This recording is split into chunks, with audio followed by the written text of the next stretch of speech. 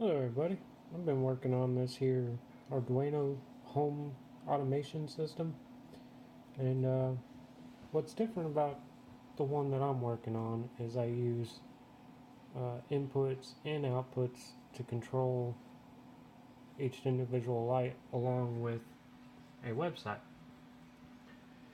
So these LEDs are going to mimic my lights in the house, which I'll have hooked to relays, eventually. Still in the testing phase, obviously. But anyway, so I can go on here and let's say turn light 2 on. And then I go over here and it's got a slight delay, but it turns on. It's also doing a bunch of other stuff, so that's okay. Now another thing I can do is I'm going to treat this as if it's a push button. So if I act like I push the button and then I wait, the LED will turn on. There it is. See? Now I unpush the button, so to speak, and well, I left it pushed too long. Okay, so let's try this again. So as soon as it comes on, I gotta let off the button.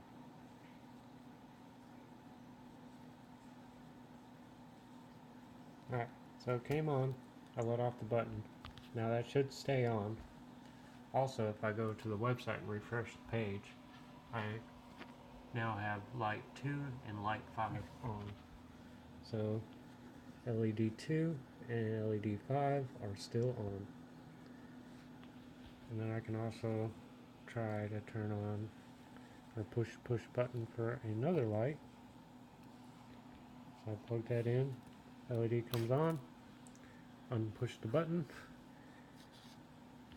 So it's a little dimmer because I've used the wrong resistors, but it still works for the testing phase.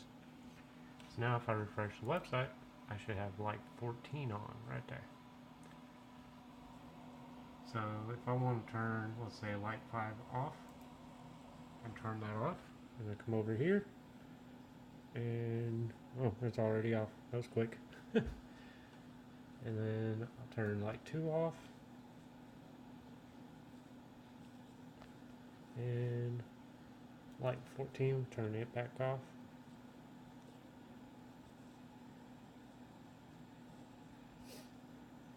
Okay, so let's say I turn the light 14 on with the computer. Okay, so now I do my makeshift push button and it should turn off.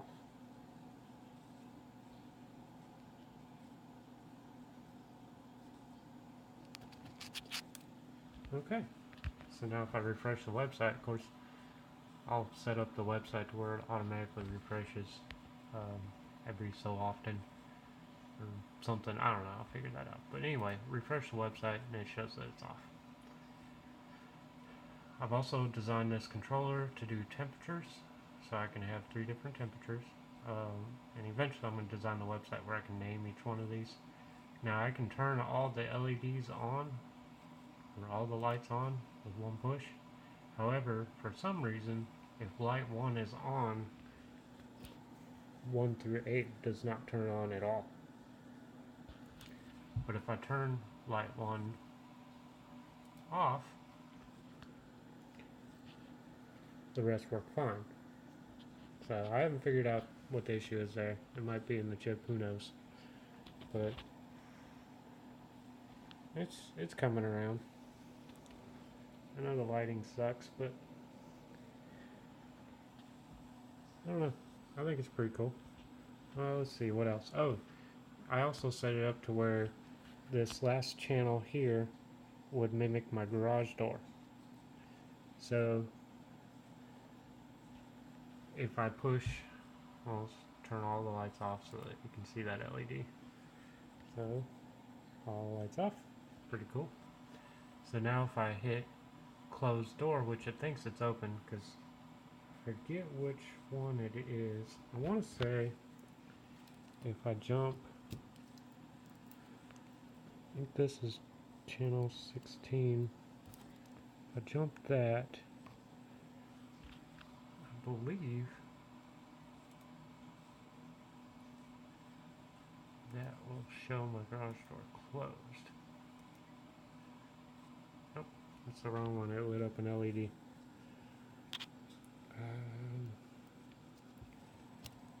I always forget which one it is. Might be this one.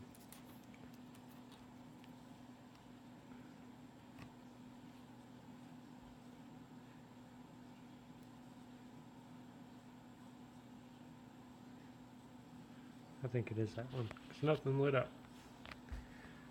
But I should be able to go on here. Ah, yes. See, now it says garage door is closed.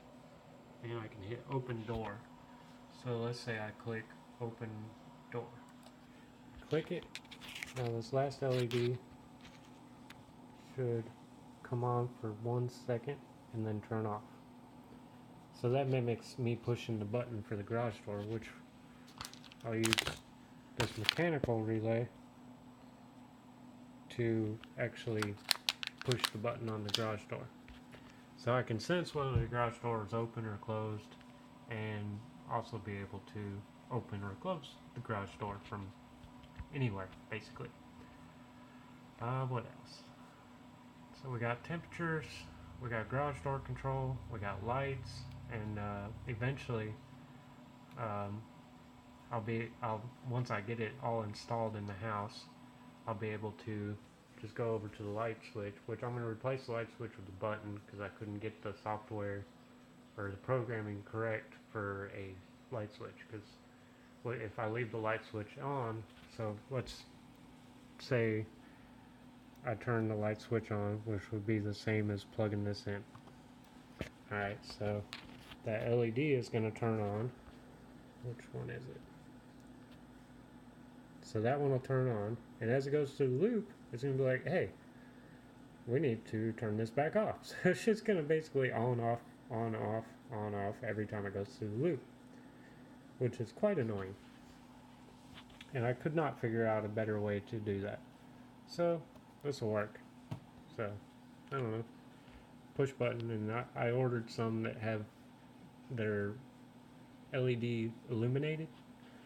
I believe I got blue, so that way it'll look kind of cool. So it'll be a pretty neat little setup once it's done.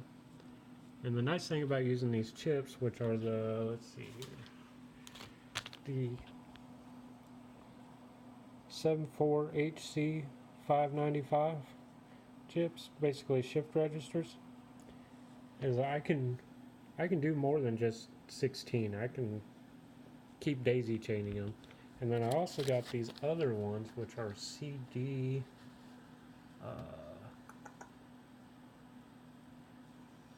let's see,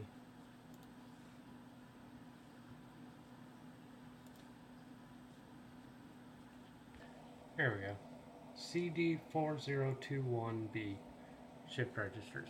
So those do shift in, and then the 74HC595 does shift out.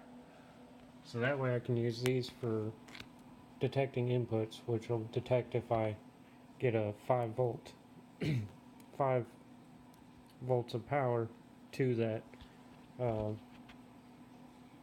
part of the chip or whatever, to that channel or whatever you want to call it. So, you know, for example, I plug this in to the 5 volt power, and then that sends a signal saying, hey, let's turn this light on. Maybe. There it is.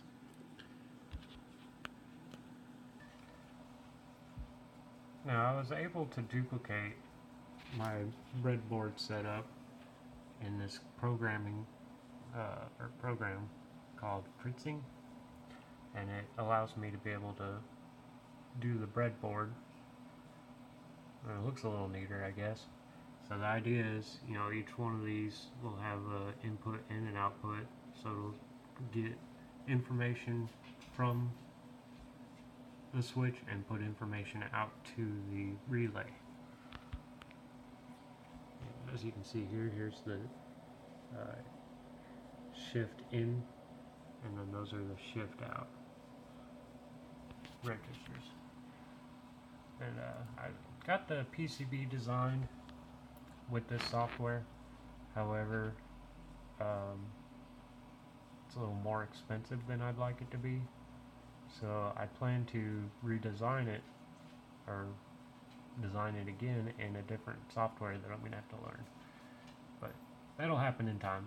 So the idea here is to have RJ45 connectors, as you can see 16 of them here. So each one will go to a light switch. And then the plan is to have an Ethernet cable run to each light switch. So I would pull this off and then take the light switch out and put a button into place, and then have that RJ or the Cat5 cable connected to the relay, and then the relay connected to where the light switch would have been, so the relay would do the job of the light switch, and then the button would actually send a signal back to the Arduino board, and therefore turning the lights on and off. So that way it can be web controlled and or manually controlled at the light switch. So more to come, but just kind of a heads up of what we got going on here. Thank you for watching. Subscribe, like, and all that good stuff, and there's a lot more coming.